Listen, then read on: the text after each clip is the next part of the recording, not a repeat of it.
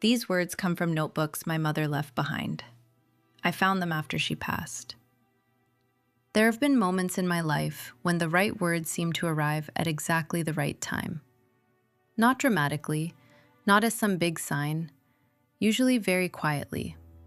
A sentence in a book I had owned for years. A passing comment from someone who had no idea what it stirred in me. A conversation I almost didn't have because I thought it would be ordinary. And yet something in me would stop.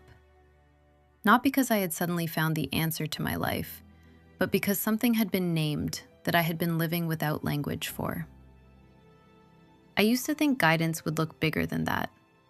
I thought if I really needed direction, it would arrive clearly. A wise person, a decisive moment, some obvious turning point I would immediately recognize. But that has not really been my experience. What I've noticed instead is that the right thing often comes when something in me has softened enough to receive it. There was a season in my life when I felt restless in a way I could not explain. Nothing looked wrong from the outside, but inwardly something felt unfinished. I kept trying to think my way through it. I wanted clarity. I wanted certainty. I wanted someone or something to explain what was happening in me. Then one day, someone said something very simple in conversation. It wasn't advice. It wasn't even directed at me in that way. But it landed. And I remember feeling that strange shift of recognition, as if I had heard the truth before, but could only understand it now. That changed the way I see these things. Because I began to realize that sometimes the words, the people, the books, the moments, they may have already been around us, but we cannot hear them until we are ready in some honest way.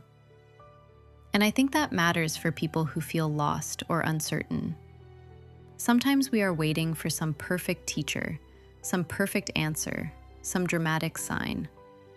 But change can begin much more quietly than that.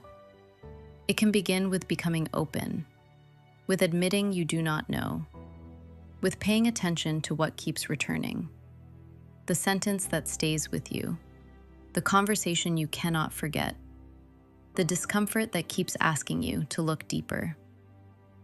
For me, that is how guidance has often arrived, not as authority standing above me, more like life meeting me at the point where I was finally willing to listen. And maybe that is enough. Maybe not everything has to be obvious. Maybe not everything has to come loudly.